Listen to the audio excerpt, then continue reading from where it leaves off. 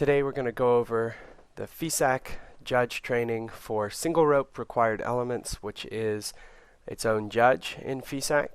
I'm on page 16 of the 2013-2014 FISAC judge manual. You can see that Article 3 on page 16 talks about single rope required elements. That's what we're going to be talking about today. It is worth 10% of the athlete's total score in their routine. So it's a pretty short section, you can see, less than half a page, but it's still worth 10% of their score. So we'll need to go over this. It says, in order to get a maximum score for single rope variation or single rope required elements, jumpers need to do the following things, and this has changed a lot since 2 years ago. It used to be all sorts of different numbers here for the requirements, and you can see that they've changed everything to 2. It looks a lot more like our head judge in USA jump rope. That's good because it's something we're a little bit more used to. I think it's easier also for jumpers and coaches to understand this. So start off at the top. It says we need to do 2 clearly separated sets. I know there's been a lot of discussion about what clearly separated means, and so they put it in here. Clearly separated means that there are at least 3 skills done in between your sets. 3 skills that are not the same thing as whatever the set that you're doing. So here we're talking about 2 clearly separated sets of at least 4 different crosses. So that means that you'd have to do 4 crossing skills in a row without any regular jumps or basic side swings in between.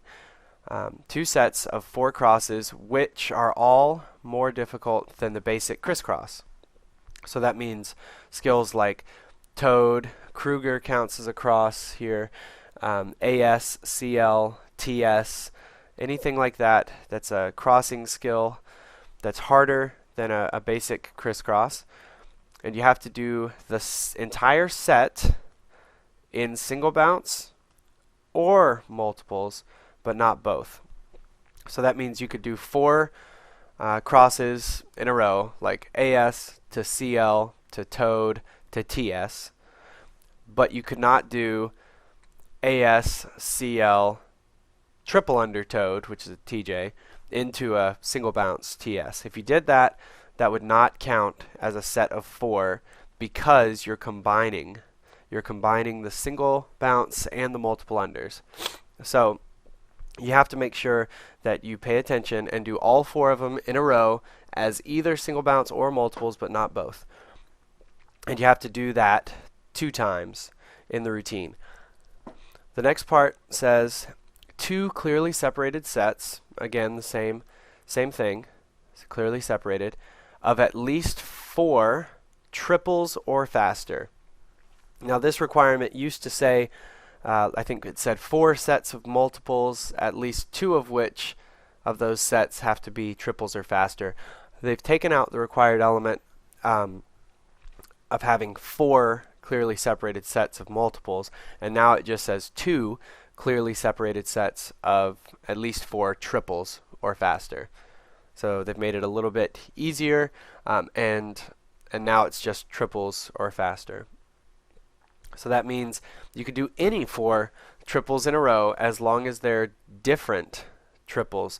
Don't forget that in FISAC you don't get credit for a skill that's been repeated in difficulty or in required elements.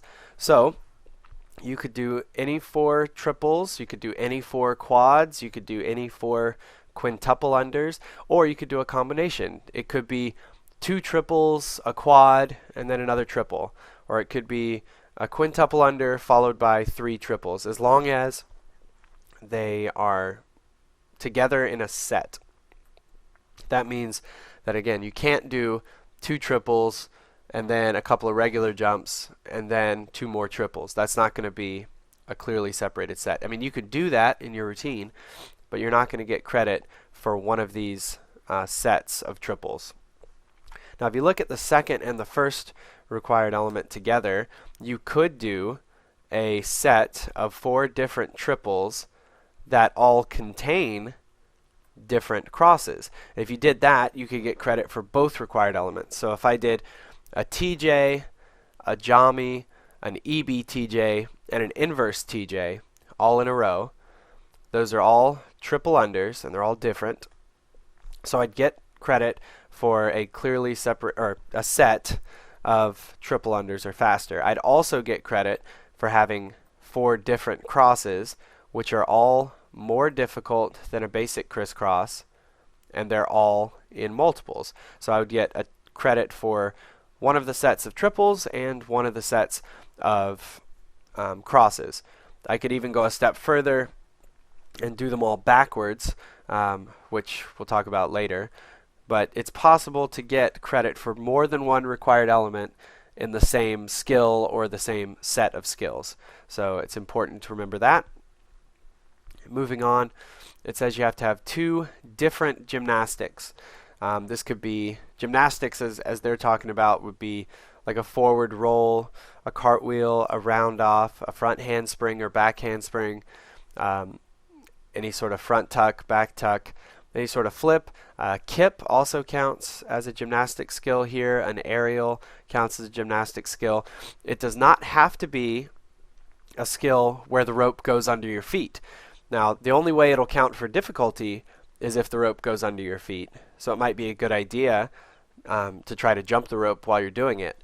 But this could be just a cartwheel where the rope doesn't go under your feet, and it'll still count as a gymnastic skill. So you may have to put something in there in your routine that might not be the hardest skill, but you do have to get 2 different gymnastic skills in there. You see next here it says 2 points, 2 points, 2 points. Don't pay attention to those points right now. It just means that they're all worth the same, and at the end you'll get a point for each of these things that you've done, and then the computer will take the total score and the total score out of what was possible and turn it into something out of 10%. You'll need to have 2 different power skills, and power skills in FISAC are things like push-up, frog, split, crab, butt jumps. All those things are power skills, and you only have to have 2. Now I advise you have more than 2 probably, because they're worth good points, but you only have to have 2 different power skills. Make sure that they're different, and make sure that you remember that going into and coming out of a skill, while it might count for 2 marks in difficulty, you get 1 mark for going into the skill and another mark for coming out of the skill. For required elements, it has to be 2 separate power skills. Going into and coming out of it is not considered as 2 power skills. So you got to make sure you do 2 separate ones. This should be easy. You could do a push-up into a split. You could do a frog in one part of the routine, and then a crab in another part of the routine. You could do push-up to push-up is not going to count as 2 different powers because they're both push-ups and they have to be different power skills. The next part says you have to do twice in the routine. You have to have at least 4 skills done backwards. Now this is different than one of these clearly separated sets up here, because this says it has to be a set, which means that you can't take jumps in between. But down here, it does not say it has to be a set. So you can do 4 skills backwards, and there can be jumps in between. For example, you could do a backwards TJ, then you could take some jumps, do a backwards toad, then you could do a backwards release, and then you could do some backwards footwork skills. That would count as one of the times where you do 4 skills backwards. It does not have to be hard skills. It could be hard skills, but it doesn't necessarily matter. There can be jumps in between. What you do need to make sure is that between these 2 sets of backward skills, you have to at least do 3 other skills forwards. Okay, you can't just do 4 backward skills and then stay backwards and do 4 more. That's not going to count the same. That would only count as one time where you do at least 4 skills backwards. You need to go backwards, do your 4 skills or more, and then switch back to forwards, and then at some other point in the routine, you have to go backwards again and do 4 more skills backwards. Okay. The last part that you would have to worry about for single rope, if it was just individual freestyle, is the 2 releases. You have to have 2 different releases in your routine. They made a really strong point of writing different on all these other ones, and they don't write different here, but I think that's just a mistake. It does need to be 2 different releases. They can be easy or hard releases. They can be 1-handle or 2-handle releases. They can be mixed style releases or snake releases. It doesn't matter. They could be hanging releases where you just kind of let go of one handle and grab it back. Does not matter what type of releases, but you have to have 2 of them in the routine. Of course, you can have more, but at least 2 to get your required elements points. Beneath that, it says in pairs and team freestyle, you also have to do pairs interactions. And they have to be 2 clearly separated, different pairs interactions. So there's a lot of words there, but you have to have 2 of them. They have to be clearly separated, which means, back up here, at least 3 skills in between that are not pairs interactions. They have to be different, which means that you can't do the same pairs interaction twice. And you have to, that's it for pairs interaction. So you got to make sure that you've got at least 2, they're clearly separated, and they're different. Again, it does not matter how hard they are, although it might be smart to do as difficult the pairs interactions as you can, because you're also going to be getting difficulty credit for these. But there you go. Pairs interactions are required in pairs freestyle and the 4-person team freestyle. Then it goes on to say the total amount of points for masters it's 12, and for team it's 14 points, is recalculated to 10% of the total score of the freestyle. It goes on to tell you how it's done. This is really not important because you don't have to do it. This is done by the tabulators and the computers, but it'll give you your total score out of that 10% for required elements. Okay, we're watching a demonstration routine for required elements. I've inserted some text over top of the video to point out what the elements are that he's completing. Let's just watch and we'll discuss as we go. Here we go. I'm pressing play now.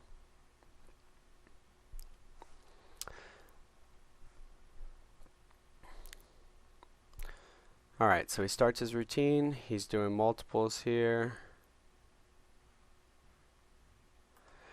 And you can see that last set was definitely a set of triple unders or faster. I believe they're all quads. And the reason it is not also a set of crosses is because not all 4 of them had crosses in there. Remember, the set of crosses has to be 4 crosses in a row that are harder than a basic crisscross, and some of those had just a basic crisscross in there, but they were all definitely triple unders or faster, so he gets credit for that. He goes right into 2 different power skills. You saw he did a double under frog, and then he did a double under frog with a cross, so you'd make a mark for 2 different power skills.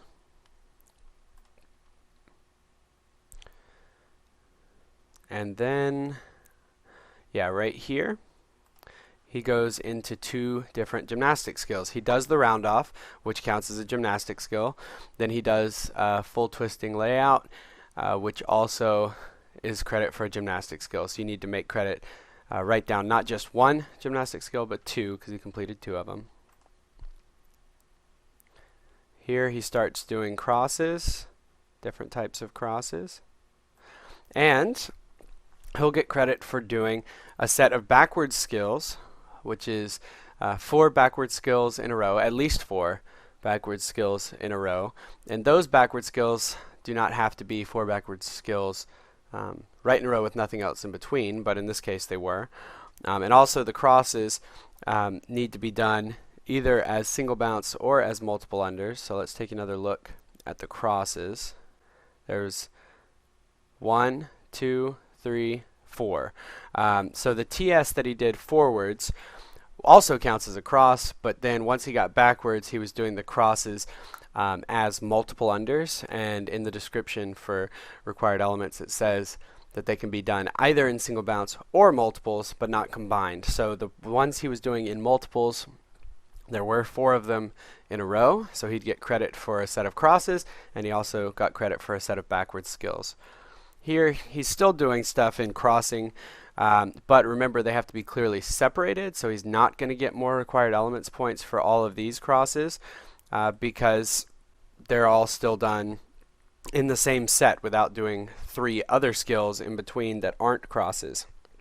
So if he would have separated those crossing skills by 3 other skills that weren't crosses, then he could have gotten credit for another set of crossing skills, but he chose not to, and that's fine.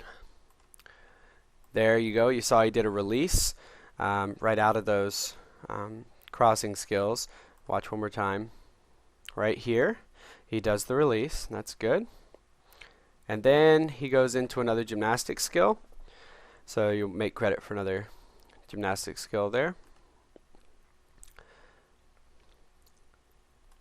There he did a power skill. He did a backwards kamikaze. It's a very difficult power skill, but it doesn't really matter to you. It could have been a regular push-up for all the required elements judge is concerned with. So a power skill. He does a power skill there. He went up into a double under frog, but then as he comes out of the frog, watch, he'll do a kip right here. So he'll get credit for a power skill and a gymnastics skill there. He then goes immediately into another gymnastics skill, and he doesn't really get credit for a power skill there because if you notice when he comes out of it, he doesn't actually jump. So it's really just that back extension roll counts as a gymnastics skill. One more time, we'll watch that. And then he does another power skill into 3 gymnastics skills. Now, I know that he didn't land the back tuck. It didn't actually come under his feet. So he may not get credit for difficulty on the back tuck, but he does do the, one more time, let's watch that combination. So he did the back extension roll, the back handspring, and the back tuck there. Okay, so he'll get credit for 3 different gymnastic skills. Those don't have to be separated. He goes right into a set of triple unders. And right there on that jammy, the 4th triple under that had a cross that was harder than a regular crisscross was supposed to be an under the leg triple for the 4th time. He actually did 5 triples, so he definitely gets credit for the set of triples or faster. But he also did 4 under the leg triples, which normally would also count as another set of crosses that are harder than the basic crisscross. But if you watch the actual triples, this one doesn't have a cross. There's a cross, cross, cross, and a mistake. So if he would have landed that one, then he could have actually gotten credit for the set of triples and the set of crosses. But since he made a mistake on the last crossing multiple, he'll only get credit for a set of triples or faster. And then you can see he goes into a release right there, so he'll get credit for that. And then the end of his routine. So I'll let you watch the routine through one more time. I'm not going to pause it this time, but just watch and pay attention to the required elements.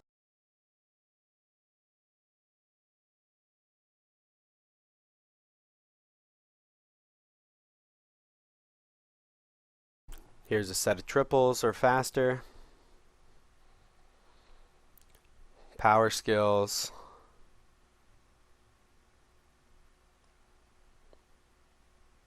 Gymnastic skills. Crossing and backwards. more crossing, but we're not giving him credit for it because he didn't separate the combinations. A release, a gymnastic, a power skill, power, gymnastic, more gymnastics, power, gymnastic, gymnastic, gymnastic, triples, almost triples with crosses, a release, and he's done. So thanks for watching this, the required elements training. If you have any questions about that, please feel free to get in touch with me. I hope you come back and join us for our sessions on levels of difficulty and difficulty judging for FISAC.